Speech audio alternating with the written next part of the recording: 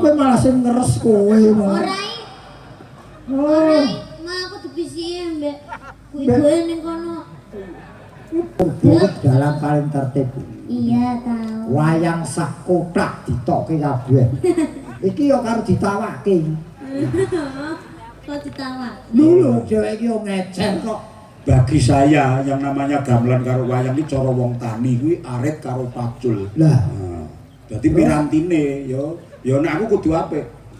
ngono ya Mas. Iya, pirantine wong tani. Iki Biasane kan mong apa senenge kelir samene iki wis buta. Buta kene kan, terus kene Pak Gareng. Nah, iki ono gareng kok usin pinggan yo. Nah, tapi iki kan lho Pak De, sampai tekan kono. Niki 1 meter nggih, Pak. Iya.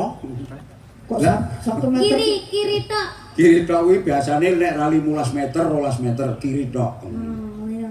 Biasane mung 1 meter. Iki urung sing kerdus.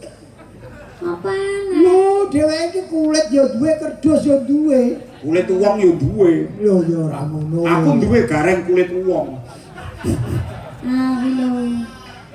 Kok bahaya tok ya. Mas aku melu dalam iki amung-amung nyawa lho. Wet mau ngajak patiku sajake ngesir bojoku aja. Bojomu kaya lemari rek. Lemari geseh. Lemari kotae dadi ngarep burine ora cetha. Iya. Padahal semua sayang istri Duh, Ade lah. Gareng Semarang. Lho iki lho ngerti. Hmm. Iki ngerti. Ngenteni Pak D. Lho. Duite sing ditani. Wong kok ora ya, istri iki dalam keadaan apapun selalu menanti suami. Iki nyuwun sewu jenenge wungon yen diarani mau bersyukur ulang tahun Kabupaten Pekalongan. Yen wanci ngene iki wis wujude tirakat. Ya. Nyadong wahyu, nyadong rezeki. Waya-wayahe nyuwun Donga. bersyukure. Coba nduk kowe sing isih polos durung kabeh dosa ndongakno. Dan aku karo Mas Purbo wis kebak dosa. Logika pembunuhan logika. Wis pembunuhan penganiayaan itu kena pasal 384. Ya tapi kan enggak rusuh, sampean kan rusuh, tidak make sense. Sik. Kok rusuh nggon ngendi dek karo bok. Lah iya. Dek kuwi teh anggar wong lanang lagi dek kaku atine lagi nesu wong wedok enggal bisa nglilirake nganti mabok. Masuk. Kowe malah sing ngeres kowe malah. Ora mah aku dibisiki mbek kuwi ning kono. Dek terus bok. Wong malah kowe nyandak kowe. Kowe nganggo peragaan dek barang ngono. Wah, ketok ya seman jebul kowe wis lulus. Loh, enggak maksudnya dek karo bok iki berarti kan berkelahi. Wah, bener lho kowe. Berkelahi lho. Ya sing lanang kan metenteng ngene Iya, betul. Sing wedok akhirnya kan Iya ngantek mabok. Oh. Lha iki lho sing son mburi kelir omong. Bener Pak, gareng kuwi pancen porno. Ya saemu. Arta lanjut terus. Ayo arta lanjut wong SMA. Wong wis mahasiswa atau wis lulus pangan tenan kowe. Ya mana bisa, logikanya itu manusia dimakan tuh apa bisa? Sumanto ya. Mutar kowe.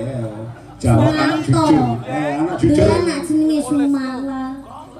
Sumala. Ya, pedes setane. Ora ngono wong iki nganggo duga kira nyawang-nyawang niki iki matur sembahun nuwun tasih dipun tenggani dipersani. Iya. Mas Purbo mboten ngeten biasane ngumpruk kaya kumban. Ya, Niki semangate mboten umum. Yo Ini tak saestu niki anggere penonton sik kathah ngeten bar wayangan mboten bayaran mboten masalah. Saestu semangat ya Mas yo. Nggih. Ora nek sing gugu cangkemmu. Ya wong aku ki mayang ning omahku dhewe ya.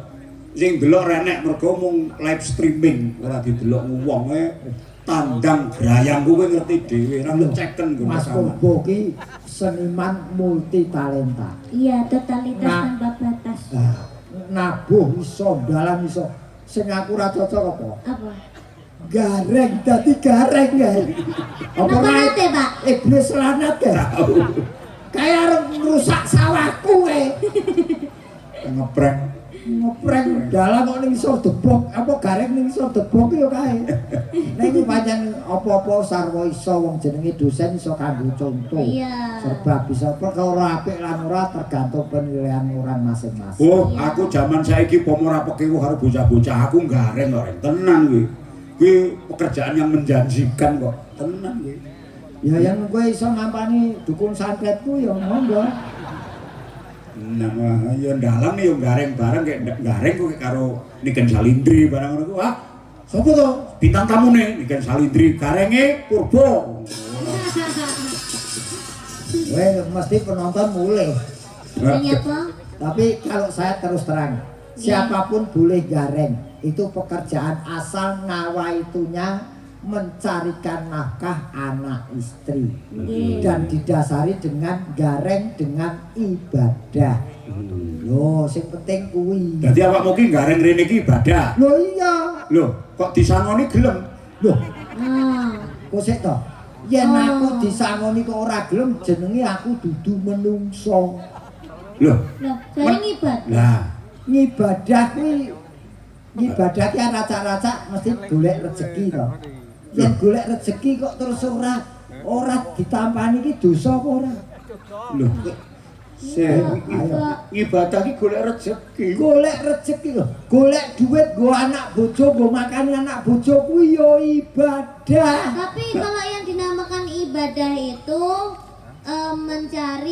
bukan mencari Apa? rezeki. Kalau mencari rezeki itu namanya golek duit. Terus yen wong ki ora nampa rezeki berarti dia bukan manusia. Selagi masih manusia pasti membutuhkan material. Ya membutuhkan tapi ya tidak sebanyak itulah. Akeh ora kuwi sing ngekeki wonge dhewe. Dulu udah pernah bilang pada saya dikai semene ora gelem. Aku ki ora tau ngarani pirane ning beliau-beliau wis ngerti bandrolku. Nek wis ngerti bandrole kok dadak mbok kon nambahi 5 yuta. Mergo aku kudu ngekeki dalange barang. Wong ki ya wes ora urung ayo cokot-cokotan kok piye yo. Iya. Kowe seneng yen ana wong tuwa padu kowe. Seneng lah. Lah nek Salindri bantu aku ya mesti bantu bapake. Ya ora aku mremen to. Mremen ora urung kowe ya njaluk kowe mesti. Enggak. Wong kae iki dudu dalan kae kotak masjid. Enggak, tapi bapak lek karo aku ki malah maringi loh. Diingi aku ulang tahun diparingi jari. No, bapak. Terus diingi terus aku dikei oleh-oleh. Terus Dri, Dalam kowe tau dikai apa karo gareng? mboten nate. Nah, Kok sik to, aja meneh kok kowe ora anak kowe ora tak tukok apa-apa. Itu yang perlu dipertanyakan. Sampeyan ki nampani duwe akeh tapi ndak tahu menehi apa-apa. Jarene sampean golek jenenge ibadah, golek rezeki tiga anak bojo tapi sampean ndak tahu menehi apa. Bagian nukokke blonjo kuwi bojoku ning duwite kok aku. Masa ana wong lanang kok tuku rok ku anake. Loh, itu sebuah inisiatif nggak sih? Piye? Inisiatif itu. Inisiatif piye? Ya seumpama kan duitnya sampean toh, sampean brune ning gone Bojo. heeh. Terus mari ngono sampean apa enggak nggo cekelan blas 100 200 ngono. Aku bukan tipe lelaki yang nakal. Berarti iki engko sampean mantuk iki engko berarti sampean pomo kentekan bensin piye? Duh. Saiki zamane tangga sebelah Apa? keris. Kiris. Keris aku ngarani keris kok diuris. Keris. Keris pokoknya tangga sebelah tak jak reketek bayar. Nah, kan berarti kan sampean panggah cekelan duit kuwi ning keris. Ora tau cekelan duit tau kartu karo HP. Tapi kan isine duit. Sing ngomong sapa HP isine baterai karo pulsa. Sapa parkir iki? Aku agar nesu sapa-sapa tak amuk, Mas. Iki. Iki yo. Iki wonten pamundhut. Napa Mas? Gareng. Napa Mas? Ki dalang Purbasmara nyuwun lagu pepiling. Oke. Pak Daryo. Saya nih. Sumur Kidul Seragi. Nah. Oh, nggih mriku. Monggo Pak Daryo. Kuwi kula aturaken panjenenganipun monggo Mbak Ketsi, Mas Wawan Hakim, Mas Oh, nggih.